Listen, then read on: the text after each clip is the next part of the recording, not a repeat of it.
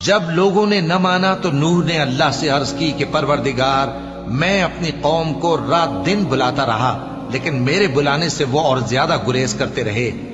جب میں نے ان کو بلایا کہ توبہ کریں اور تو ان کو معاف فرمائے تو انہوں نے اپنے کانوں میں انگلیاں دے لی اور اپنے اوپر کپڑے اوڑھ لیے اور اڑ گئے اور خوب تکبر کرنے لگے۔ پھر میں ان کو بلند آواز سے بھی بلاتا رہا، پھر علانیہ بھی اور رازداری سے بھی سمجھاتا رہا۔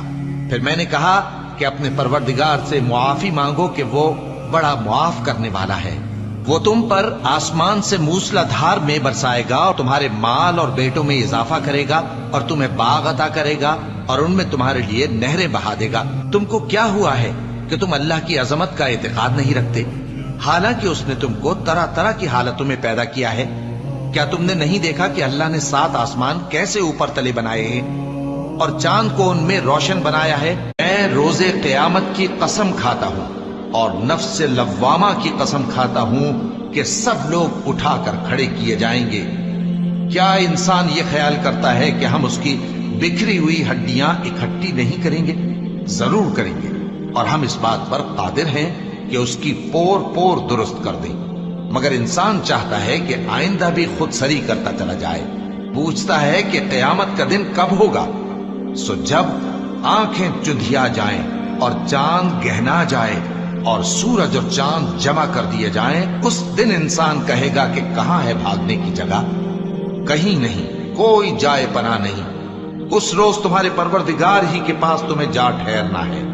اس دن انسان کو جو عمل اس نے آگے بھیجے اور جو پیچھے چھوڑے ہوں گے سب بتا دیے جائیں گے، بلکہ انسان آپ اپنا گواہ ہے، اگرچہ عذر و معذرت کرتا رہے۔ اور اے پیغمبر صلی اللہ، مومنو، یہ لوگ تمہارے سامنے اللہ کی قسمیں کھاتے ہیں تاکہ تم کو خوش کر دیں، حالانکہ اگر یہ دل سے مومن ہوتے تو اللہ اور اس کے پیغمبر اس بات کے زیادہ حقدار ہیں کہ یہ انہیں خوش کریں۔ کیا ان لوگوں کو معلوم نہیں کہ جو شخص اللہ اور اس کے رسول سے مقابلہ کرتا ہے تو اس کے لیے جہنم کی آگ تیار ہے جس میں وہ ہمیشہ جلتا رہے گا؟ یہ بڑی رسوائی ہے۔ منافق ڈرتے رہتے ہیں کہ ان کے بارے میں کہیں کوئی ایسی صورت نہ اتر آئے کہ ان کے دل کی باتوں کو ان مسلمانوں پر ظاہر کر دے۔ کہہ دو کہ ہنسی کیے جاؤ، جس بات سے تم ڈرتے ہو اللہ اس کو ضرور ظاہر کر دے گا، اور اگر تم ان سے اس بارے میں دریافت کرو تو کہیں گے کہ ہم تو یوں ہی بات چیت اور دل لگی کرتے تھے۔ کہو کیا تم اللہ اور اس کی آیتوں اور اس کے رسول سے دل لگی کرتے تھے؟ عذر مت پیش کرو، تم ایمان لانے کے بعد کافر ہو چکے ہو۔